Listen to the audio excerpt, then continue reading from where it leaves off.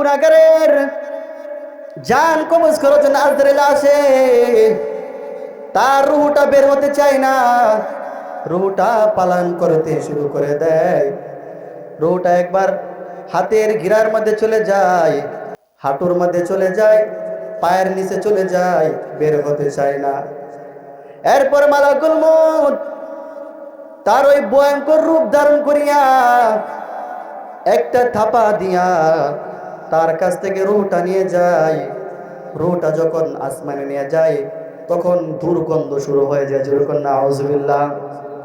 আর যখন ইমানদারের রূহটা আসমানের দিকে নিয়ে যায় তখন ইমানদারের রূহ থেকে জান্নাতি সুরগান বের হতে থাকে, যেরকম সুবহানাল্লাহ। এই জন্য বাবা, মরণ যখন আসবে তখন আজরাইল আসিয়া যেন আমাদেরকে ইমানি অবস্থা পায়, শরীর পাক অবস্থা পায়, নামাজ তো অবস্থা পায়, রমজান মাসে যেন মৃত্যু হয়। এই দোয়া আল্লাহর কাছে করবেন। যদি রমজান মাসে শুক্রবার দিন সাজদাত অবস্থায় আপনার মৃত্যুটা হয়, তাহলে আল্লাহ তাআলা ওই রমজান মাসের উসিলা করিয়া এবং জুমার দিনের উসিলা করিয়া আল্লাহ তাআলা আপনাকে মাফ করিয়া জান্নাত দিয়ে দিবে, যেরকম সুবহানাল্লাহ। এই দুনিয়া থাকার জায়গা না, এই দুনিয়াতে আমরা চাইলেও থাকতে পারবো না। একটু পিছনের দিকে তাকায় দেখেন, আপনার বাবা, আপনার দাদা, আপনার নানা, আপনার পূর্ব আত্মীয় যারা ছিল তারা আজকে দুনিয়াতে নাই, কবরের মধ্যে শুয়ে গেছেন। ঠিক তেমনি ভাবে আপনাকে আমাকেও শুইতে হবে। এই কবর থেকে কেউ রেহাই পাবে না। আল্লাহ পাক রব্বুল আলামিন বলেন, কুল্লু নাফসিন যায়িকাতুল মাউত ওয়া ইন্নামা তুওয়াফাউনা উজুরাকুম ইয়াওমাল কিয়ামাহ ফামান যুহজিহা আনিন নারি ওয়া উদখিলাল জান্নাতা ফাকাদ ফাজ ওয়া মাল হায়াতুদ দুনিয়া ইল্লা মাতাউল গুরুর। আল্লাহ তাআলা এক নম্বরে বলেন, কুল্লু নাফসিন যায়িকাতুল মাউত। এই পৃথিবীর মধ্যে যত প্রাণী আছে এই সব কিছুকে একদিন মৃত্যুর স্বাদ গ্রহণ করতে হবে। এই পৃথিবীর মধ্যে যত মাখলুকাত আছে সমস্ত মাখলুকাতের একদিন মৃত্যুর স্বাদ গ্রহণ করতে হবে। এই জন্য বাবা, মরণ থেকে যতই পালন করো, মরণ থেকে তুমি পালন করতে পারো কিন্তু মরণ থেকে দূরে যাইতে পারো না। আজরাইল আলাইহিস সালাতু ওয়াস সালাম তোমাকে ওই জায়গা থেকে খুঁজিয়া তোমার জান কবজ করবে। কথা বলেন ঠিক না বেঠিক? আল্লাহ তাআলা কুরআনুল কারীমে বলেন, আইনা মা তাকুনু ইদরিকুমুল মাউত। তোমরা মরণ থেকে যতই পালন করো, মরণ থেকে যতই দূরে চলে যাও, মালাকুল মউত কিন্তু তোমার কাছে যায় উপস্থিত হবে। মালাকুল মউত তোমার কাছে যায় উপস্থিত হবে, তোমার কাছ থেকে তোমার রূহটা নিয়ে যাবে। দুনিয়ার বুকে তোমার রূহ যতদিন আছে, তোমার দেহে যতদিন প্রাণ আছে, ততদিন তোমার দাম আছে। যেই দিন না তোমার এই রূহ থেকে, তোমার এই দেহ থেকে রূহটা চলে যাবে, এরপর থেকে তোমার দাম নাই। তুমি মরে যাওয়ার পর যদি ঘরের ভিতরে থাকো, তোমার আদরের স্ত্রী, তোমার সন্তান বলবে, এই লাশটাকে বাহিরে বের করে দাও, বাহিরে নিয়ে যাও। তখন আর তোমাকে বলবে না তুমি মানুষ জীবিত, তোমাকে তখন লাশ বলে সম্বোধন করবে। এই জন্য ভাইয়ের আমার, বন্ধুরা আমার, এই দুনিয়া থেকে চলে যাইতে হবে। এই দুনিয়া থেকে আমরা কেউ থাকতে পারবো না, যেহেতু কবরে যাইতে হবে। কবরে যাওয়ার আগে যদি ঈমানটা নিয়ে কবরে যাইতে পারি, আল্লাহ পাক রব্বুল আলামিন আমাদের ঠিকানা জান্নাত করে দিবেন, যেরকম সুবহানাল্লাহ। আল্লাহ রাসূল সাল্লাল্লাহু আলাইহি ওয়াসাল্লাম হাদিসের মধ্যে বলেন, আল কবরু রাউযাতুম মির রিয়াজিল জান্নাহ আল কবরু রাউযাতুম মির রিয়াজিল জান্নাহ আও হুফরাতুম মিন হুফারিন নার। কবর কারো জন্য জান্নাতের বাগান হয়ে যাবে, আবার এই কবর কারো জন্য জাহান্নামের গর্ত হয়ে যাবে। যদি কারো জন্য জান্নাতের বাগান হয়ে যায়, আপনার কোনো টেনশন নাই, আপনার কোনো ভয় নাই।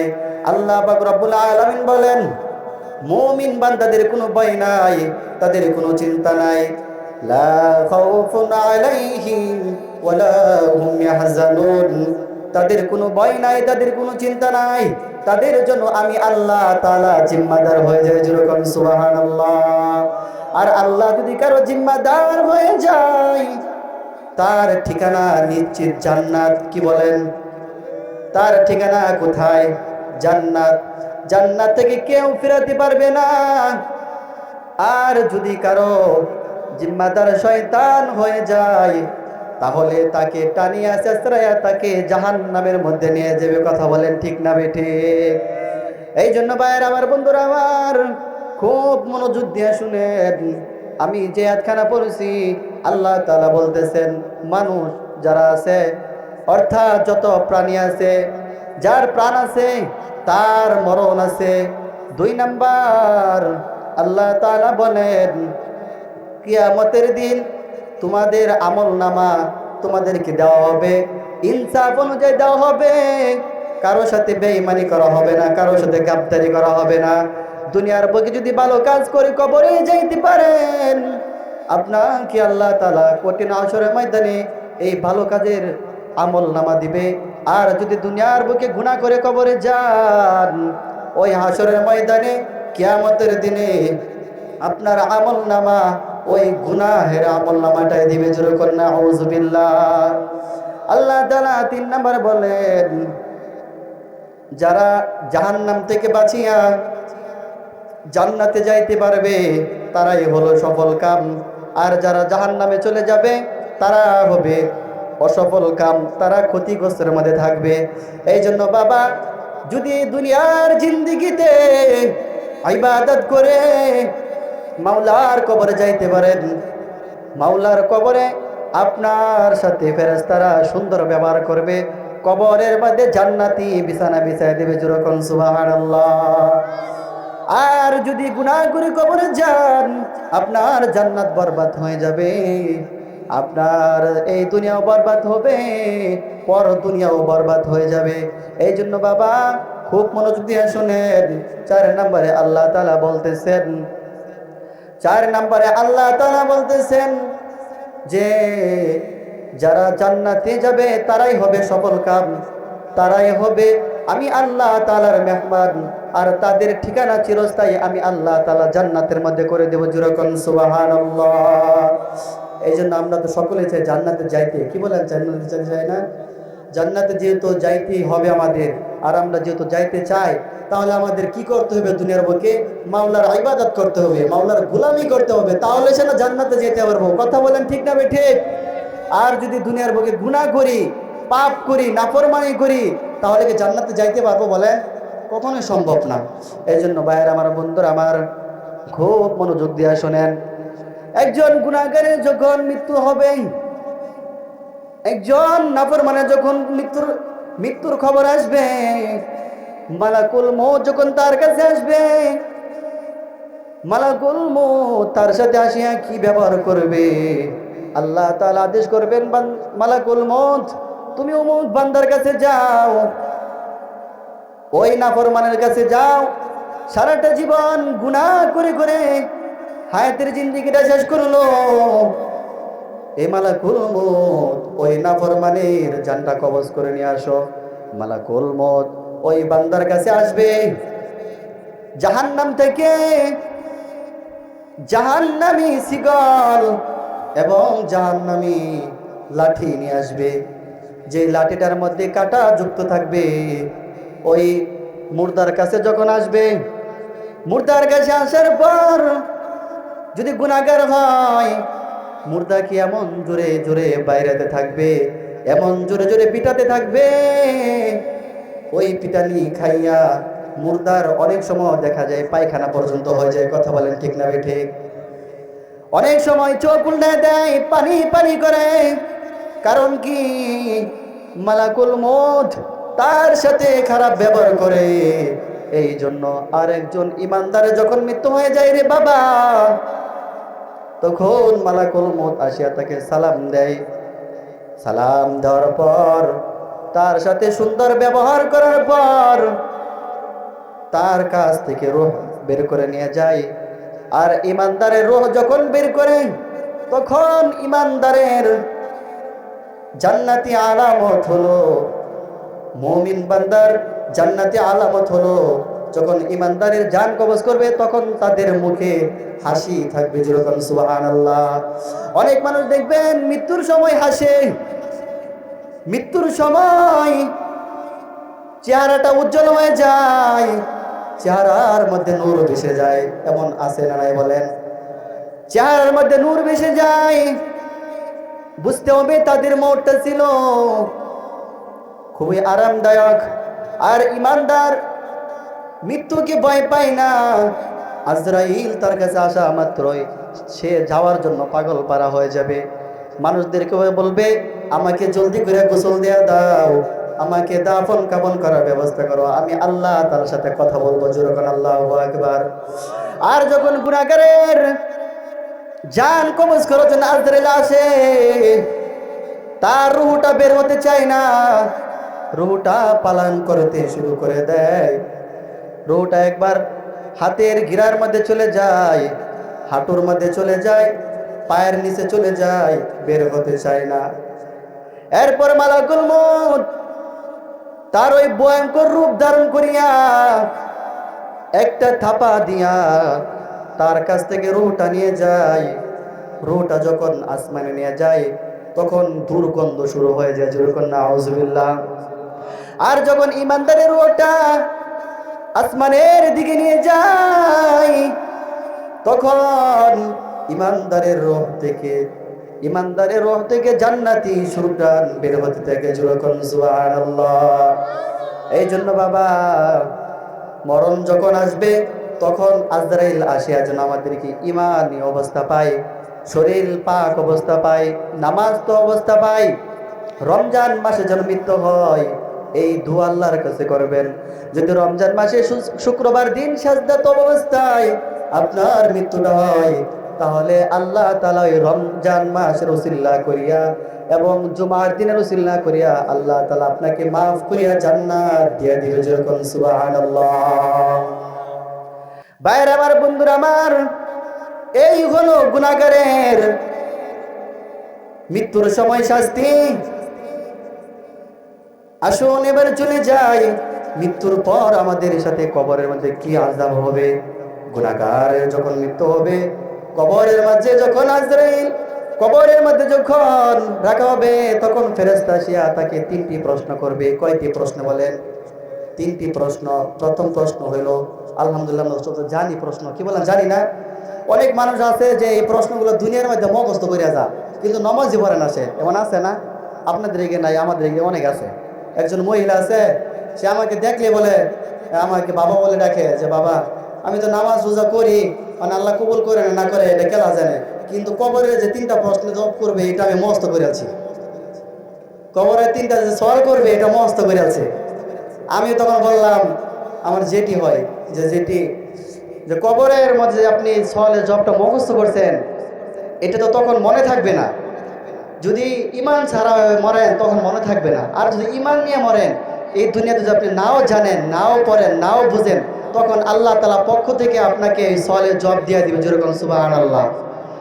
এই জন্য ভাইরা আমার, বন্ধুরা আমার, গুনাহগারের কবরে যখন ফেরেশতা আসবে, ফেরেশতা আসিয়া ওই নাফরমানকে বসাবে। বসানোর পর ফেরেশতা বলবে, মার রব্বুকা, তোমার রবকে? তখন গুনাহগার বলবে, আমি জানি না, লা আদরি, ইয়া নাফসি বলবে, আমি জানি না। দুই নাম্বার বলবে, মান দিনুকা, তোমার দিন কে? তখন গুনাহগার বলে, আমি জানি না আমার দিন কি, দুনিয়ার বুকে দিন কি ছিল ওই বিষয়ে আমি জ্ঞান অর্জন করি নাই। নামাজ পড়ি নাই, রোজা রাখি নাই, এই জন্য আমি জানি না। ফেরেশতারা 3 নাম্বার প্রশ্ন করবে, ওমান নাবিয়ুকা, তোমার নবীকে? সে তখন উত্তর দেবে, আমি জানি না, আমি বলতে পারি না। আর যখন এই 3টা প্রশ্ন ইমানদারকে বলা হবে, ইমানদার সাথে সাথে আল্লাহ তাআলার পক্ষ থেকে জবাব দিয়ে দিবে, যেরকম সুবহানাল্লাহ। এই জবাবটা দেওয়ার পর আল্লাহ তাআলা ঘোষণা দিবে, এই ফেরেশতারা, আমার এই বান্দার কবরটাকে জান্নাতি বিছানা বিছায় দে। দুনিয়ার বুকে কত কষ্ট করছে, শীতের রাত, ফজরের নামাজ কাজা করে নাই, কম্বল লেপটাকে লাত্তি দিয়ে ফালাইয়া আজানটা শোনা মাত্রই মসজিদে চলে গেছে। আপনাদের মহল্লায় এমন মানুষ আছে না নাই বলেন? যারা শীতের দিন কম্বল লেপটাকে লাত্তি দিয়ে ফালাইয়া মসজিদে চলে আসে, আল্লাহ পাক রব্বুল আলামিন ফেরেশতাদেরকে বলেন, এই ফেরেশতাদের দল এই বান্দার আমল নামা থেকে প্রত্যেকটা কাকে কাকে একটা করে নেকি লিখে দিয়ে, যেরকম সুবহানাল্লাহ। শুধু তাই নয়, তার প্রত্যেক কদমে কদমে একটি করে গুনাহ মাফ করে দে, গুনাহ মোচন করে দে। তখন ফেরেশতারা ওই বান্দার আমল নামা থেকে একটি গুনাহ মুছিয়ে দিবে এবং একটি সওয়াব লিখে দিবে, যেরকম সুবহানাল্লাহ। ভাইরা আমার, বন্ধুরা আমার, এরপর আমাদের হাসরের মাঠ শুরু হয়ে যাবে। হাসরের মাঠ কায়েম করবেন আল্লাহ তাআলা, বিচারের আসনে বসবেন। কে বসবেন বলেন? বিচারের আসনে কে বসবেন? জুড়ে বলেন। আমার আল্লাহ বিচারের আসনে বসবেন। ওইখানে আল্লাহ তাআলা বসার পর বলবেন, লিমানিল মুলকুল জাউম লিল্লাহিল ওয়াহিদিল কাহ্হার। আল্লাহ তাআলা ঘোষণা দেওয়ার পর আল্লাহ বলবে, কই ফেরাউন, কই নমরুদ, কই হামান, কই সাজ্জাদ, আজকে আমার সামনে রাজত্ব দেখাও, আমার সাথে আসিয়া ক্ষমতা দেখাও। তখন হাসরের মাঠটা স্তব্ধ হয়ে যাবে, কোনো সাড়া থাকবে না। এরপর আল্লাহ তাআলা কিয়ামত কায়েম করবেন। কিয়ামত কায়েম যেদিন করবেন, বিচার আসনে বসবেন আল্লাহ তাআলা 3 শ্রেণীর মানুষকে দিয়ে এই হাসরের মাঠটা কায়েম করবেন। জুড়ে বলেন, কয় শ্রেণীর মানুষ? জুড়ে বলেন, জুড়ে বলেন। 3 শ্রেণীর মানুষ। এই 3 শ্রেণীর মানুষকে দিয়ে আল্লাহ তাআলা বিচারের মাঠ কায়েম করবেন। তার মধ্যে 1 নাম্বার শহীদগণ, 2 নাম্বার হলো আলেম, আমার মতো কাঠমোল্লা, 3 নাম্বার দানবীর। 1 নাম্বার কে বলেন? 1 নাম্বার শহীদ, 2 নাম্বার আলেম, 3 নাম্বার দানবীর। আল্লাহ পাক রব্বুল আলামিন সর্বপ্রথম শহীদকে ডাক দিয়া বলবেন, এরে শহীদ, এদিকে আসো। তখন ওই শহীদ বান্দা আল্লাহর সামনে চলে যাবে। আল্লাহর সামনে যাওয়ার পর ডাক দিয়ে বলবে, এ বান্দা, তোমাকে আমি 40 থেকে 50, 60, 70 বছর হায়াত দিলাম। ওই 40, 50, 60 বছরের হায়াতের মধ্যে কি করছো আমার জন্য? তখন ওই শহীদ বান্দা ডাক দিয়ে বলবে, আল্লাহ, তোমার জন্য আমি তোমার রাস্তায় জিহাদ করছি, তোমার রাস্তায় শহীদ হইছি। তখন আল্লাহ তাআলা ডাক দিয়ে বলবেন, বান্দা মিথ্যা বলিও না, মিথ্যা বলিও না, আজকে মিথ্যা বলার এখানে জায়গা না। কারণ আমি আল্লাহ তাআলা কলবের খবর জানি, আমি আল্লাহ তাআলা অন্তরের খবর জানি। আল্লাহ তাআলা আমাদের অন্তরের খবর জানেন কি জানেন না? জোরে বলেন। দুনিয়ার কেউ না জানলেও আল্লাহ তাআলা আমাদের অন্তরের খবর জানেন। আল্লাহ বলবেন, এর শহীদ, মিথ্যা বলিও না। তখন শহীদ বান্দা বলবে, আল্লাহ, এই যে দেখো না, তোমার রাস্তায় জিহাদ করতে করতে রক্ত মাখা শরীর নিয়ে তোমার দরবারে দাঁড়াইলাম। আল্লাহ বলবেন, বান্দা, এই রক্ত মাখা শরীর এটা আমার জন্য তুমি করো নাই। দুনিয়ার বুকে যেন মানুষ তোমাকে শহীদ বলে, তোমাকে বীর বলে, তোমাকে মুক্তিযোদ্ধা বলে, এই জন্য তুমি শহীদ হইছ। বান্দা, আমি আল্লাহ তাআলার কাছে কিছু নাই, আমি আল্লাহ তাআলার কাছে কিছু নাই, আমি আল্লাহ তাআলার দরবারে তুমি আজকে হালাক হয়ে যাও। জোরে করে নাউজুবিল্লাহ। আল্লাহ তাআলা তারা দিবেন শহীদ বান্দাকে। এরপর ফেরেশতাকে ডাক দিয়ে বলে, ফেরেশতা, এই নাফরমানের গলার মাঝে আগুনের শিকল লাগাই দিয়ে বলেন না নাউজুবিল্লাহ। ফেরেশতারা ওই নাফরমানের গলার মধ্যে জাহান্নামের শিকল লাগাইয়া টানিয়া টানিয়া জাহান্নামের মধ্যে নিয়ে যাবে। আরে বাবা, ওই দিনকে ভয় করেন যেই দিন আপনার পাশে কেউ থাকবে না। আপনার মা বাবা, আপনার স্ত্রী, আপনার সন্তান, যার জন্য এত কিছু করলেন, ওই দিন আপনার পাশে কেউ থাকবে না রে বাবা। দুনিয়ার বুকে আপনার কিছু হয়ে গেলে আপনার মা পাগল পারা হয়ে যায়, আপনার ছেলে সন্তান পাগল পারা হয়ে যায়। কথা বলেন না কেন? আপনার যখন অসুস্থ হয়ে যায়, আপনার মার খাওয়া নাই, ঘুম নাই, আপনার মা পাগল পারা হয়ে যায়, কিন্তু হাসরের ময়দানে কেউ কাউকে চিনবে না।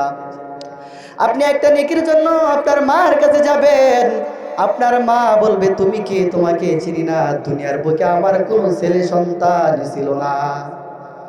আপনার সন্তানের কাছে যাবেন, আপনার সন্তানও বলবে দুনিয়ার বুকে আমার কোনো বাবা ছিল না, দুনিয়ার বুকে আমার কেউ ছিল না। এভাবে একে একে সকলেই তারা দিবে।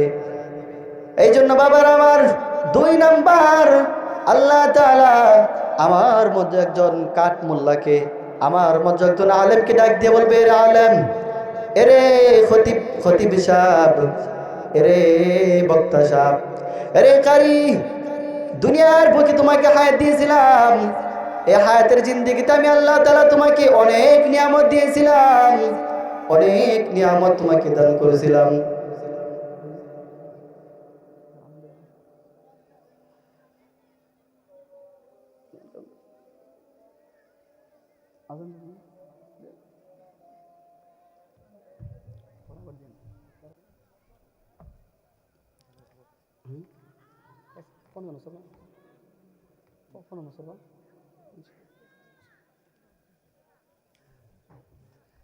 আমরা কয়টি বললাম? যে একটি শেষ করলাম মাত্র, আর 2টি শূন্য, তারপর আমরা শেষ করে দেবো ইনশাল্লাহ, তারপর নামাজ পড়বো। আল্লাহ তাআলা 2 নম্বরে হাসর মাঠের মধ্যে ডাক দিবেন আলেমকে। কাকে বলেন? আলেমকে। আল্লাহ তাআলা আলেমকে ডাক দিয়ে বলবেন, এর আলেম, হায়াতের জিন্দেগিতে আমি আল্লাহ তাআলা তোমাকে কত নিয়ামত দান করেছি, কত নিয়ামত দিয়েছি। এই নিয়ামত খাওয়ার পর, নিয়ামত পাওয়ার পর আমি আল্লাহর জন্য কি করছো?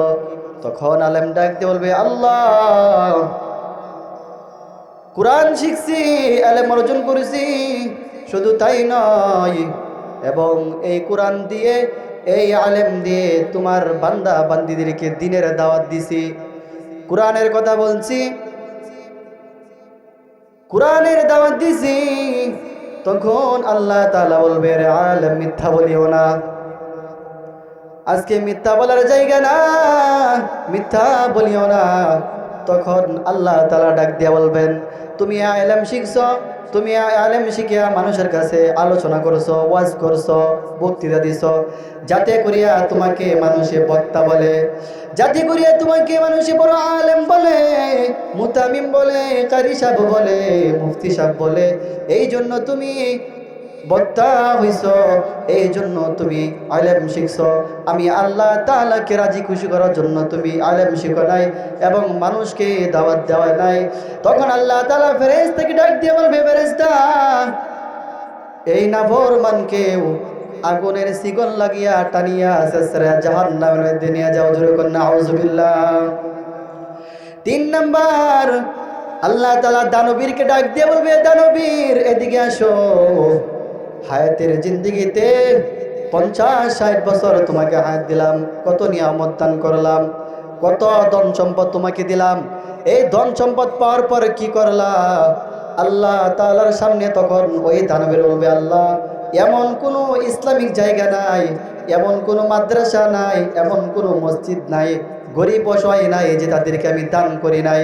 আল্লাহ বলবে, কেন দান করেছো, উদ্দেশ্য কি? তখন ওই বান্দা বলবে, আল্লাহ, তোমাকে রাজি খুশি করার জন্য।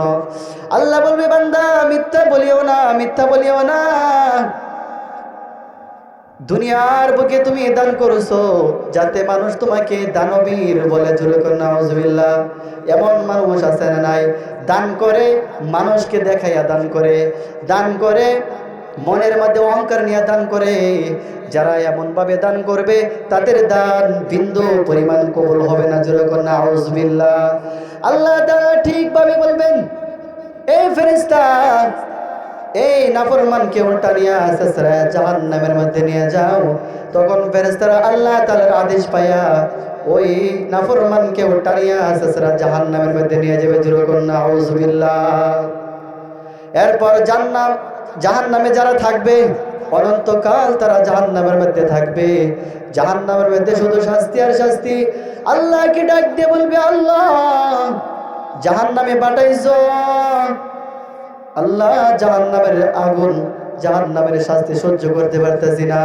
কারণ দুনিয়ার বুকে আপনার হাতে, আপনার শরীরে, আপনার পায়ে যদি আগুন লাগে তাহলে যেই জায়গার মধ্যে আগুন লাগে ওই জায়গার মধ্যে ব্যথা পান, কি বলেন? কিন্তু জাহান্নামের আগুন এমন হবে রে বাবা, শরীরের যে কোনো অঙ্গ প্রত্যঙ্গের মধ্যে আগুনটা লাগবে, ওই আগুনের তাপ জ্বালা যন্ত্রণা আসিয়া ডাইরেক্ট কলিজার মধ্যে লাগবে। কলিজা পুরে ছাই হয়ে যাবে, কলিজা পুরে সারকার হয়ে যাবে রে বাবা। এই জন্য জাহান্নামে এক সেকেন্ড থাকার ক্ষমতা কারো নাই। আল্লাহ তাআলাকে ওই নাফরমানগুলা বলবে, আল্লাহ জাহান্নামের মধ্যে আজ কতদিন খাই না, কিছু খাবার দাও। তখন আল্লাহ তাআলা তাদেরকে খাবার দিবে জাকুম ফল। ওই ফলটা কাঁটাযুক্ত, খাওয়ার পর গলা দিয়ে নামবে না, আবার বাহিরও আসবে না। তখন বলবে, আল্লাহ কি খাবার দিলা, যে খাবার খাওয়ার পর আরো বিপদে পড়ে গেলাম। তখন বলবে, আল্লাহ একটু পানি দাও, পানি দাও। তখন আল্লাহ তাআলা ফেরেশতাদের মাধ্যমে জাহান্নামের রক্ত পুষ গরম ওটা দিবে। ওইটা যখন খাবে, খাওয়ার পর তাদের পিছনের রাস্তা দিয়া নারী বড়ি বেরিয়ে যাবে। যেরকম নাউজুবিল্লাহ। এই হলো জাহান্নামের আযাব বাবা। সময় সংক্ষিপ্ত, সময় সংক্ষিপ্ত, 2-1 মিনিটের মধ্যে শেষ করে দেব ইনশাআল্লাহ। আসুন এবারে জেনে নিই জান্নাতি যারা হবে তাদের জন্য আল্লাহ তাআলা কি নাজ নিয়ামত রাখছেন। জান্নাতি যারা হবে তারা জান্নাতে থাকবে। জান্নাতে তারা থাকবে এমন সময় একজন ফেরেশতা তাদের দরজার মধ্যে নক করবে। দরজার মধ্যে নক করার পর জান্নাত থেকে জান্নাতীরা বেরিয়ে আসবে, আসিয়া বলবে, কেন আমাদেরকে ডাকো? তখন ফেরেশতা বলবে, জান্নাতে আর কত থাকবা, এবার একটু বেরিয়ে আসো, আসো মাওলার সাথে দেখা করে আসি। তখন ফেরেশতা বলার পর জান্নাত থেকে বেরিয়ে আসে, দেখবে ফেরেশতা একটি বাহন নিয়ে ওই জান্নাতীর জন্য দাঁড়ায় আছে। আল্লাহু আকবার।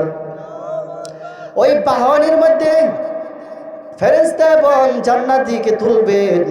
ওই জান্নাতি বান্দাকে তুলিয়া আল্লাহ তাআলার দিদারের জন্য যাবেন। জোরে করে আল্লাহু আকবার। আল্লাহ তাআলার দিদারের জন্য যাবেন। ফেরেশতা বলবেন, আসো আল্লাহ তাআলার সাথে দেখা করে আসি। জান্নাতি এত পরিমাণ খুশি হবে যেই খুশি আর কোনোদিন হয় না এর আগে। এরপর যখন ওই ফেরেশতা বাহন নিয়ে যাবে আল্লাহ তাআলার কাছে, প্রতিমধ্যে দেখতে পারবে কিছু আলো দেখা যায়, নূরের আলো। যেরকম সুবহানাল্লাহ, নূরের আলো দেখা যায়। জান্নাতি বলবে, ফেরেশতা ভাই আমরা কি আল্লাহ তাআলাকে দেখতে পাইছি? তখন ফেরেশতা বলবে, না এখন আল্লাহর কাছে যায় নাই। কিছু দূর যাওয়ার পর শুনতে পাইবে গায়বী আওয়াজ। আল্লাহ তাআলা নিজে জান্নাতীদেরকে সালাম দিবেন, আসসালামু আলাইকুম ইয়া আহলাল জান্নাত। যেরকম আল্লাহু আকবার। ওই দিন আল্লাহ সালাম দিবেন। আল্লাহর সালাম পাওয়ার পর জান্নাতীরা এত খুশি হবে, এত খুশি হবে যে এর পূর্বে এত পরিমাণ খুশি হয় নাই। খুশি হওয়ার পর জান্নাতীরা বলবে, আল্লাহুম্মা আনতাস সালাম ওয়া মিনকাস সালাম তাবারাকতা ইয়া যাল জালালি ওয়াল ইকরাম। আল্লাহ তাআলা জান্নাতীকে ডাক দিয়ে বলবে, জান্নাতী তোমরা কি আজকে আমি আল্লাহ তাআলা সালাম পেয়ে তোমরা খুশি না বেজার?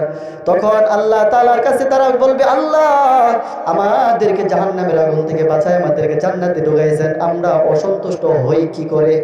তখন আল্লাহ বলবে, বান্দা আর কি চাও, আর কি চাও বলো, আজকে আমি আল্লাহ তাআলা তোমাদের সব আশা পূরণ করবো। যেরকম সুবহানাল্লাহ।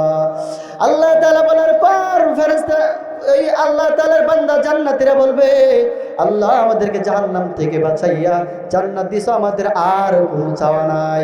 আল্লাহ বলবে, না চাও আমি সব দিব আল্লাহ তাআলার কাছে। তখন জান্নাতীরা বলবে, আল্লাহ দুনিয়ার বুকে তোমাকে দেখি নাই, তোমাকে না দেখে আমরা নেক আমল করেছি, ঈমান আনছি। কি বলেন, ঈমান আনি না নাই? ঈমান আনছি আল্লাহকে না দেখিয়া। আল্লাহ তোমাকে একটি নজর দেখতে চাই, যেরকম আল্লাহু আকবার। যখন বান্দারা বলবে আল্লাহ তোমাকে একটু দেখতে চাই, তখন আল্লাহ তাআলার নূরের পর্দা সরায় দিয়া আল্লাহ তাআলার বান্দার সামনে চলে আসবে, যেরকম সুবহানাল্লাহ। একটু ভাবুন, সৃষ্টি আর স্রষ্টা মুখোমুখি হয়ে গেছে, সৃষ্টি আর স্রষ্টা মুখোমুখি হয়ে গেছে। জীবনে যার কাছে এত কিছু চাইছেন, আপনার না বলা কথা বলছেন, ওই দিন আল্লাহ তাআলার কাছে দেখা হবে, আল্লাহ তাআলার সাথে কথা হবে। জান্নাতীদের সবচাইতে বড় চাওয়া পাওয়া হলো তারা আল্লাহ তাআলার দিদার পেয়ে খুশি থাকবে, যেরকম সুবহানাল্লাহ। এজন্য আমরা জান্নাতে যাইতে চাই কি চাই না বলেন? কারা কারা চাই হাত তুলে দেখাই। আল্লাহ তাআলা আমাদেরকে কবুল করুক, সকল বলেন আমিন। আমাদের সর্বশেষ কথা হলো আমরা গুনাহ থেকে বেঁচে থাকবো, আমরা সবসময় মরণের কথা স্মরণ করব এবং আমরা বেশি বেশি করে নেক আমল করব। আল্লাহ তাআলা আমাদের সকলকে বেশি বেশি করে নেক আমল করিয়া কবরে যাওয়ার মতো তৌফিক দান করুক, সকল বলুন আমিন। যে কথাগুলো বলছি সেই কথাগুলো আল্লাহ তাআলা আমাকে এবং আপনাদের সকলকে মেনে চলার মতো তৌফিক দান করুক। আসসালামু আলাইকুম ওয়া রাহমাতুল্লাহি ওয়া বারাকাতুহু।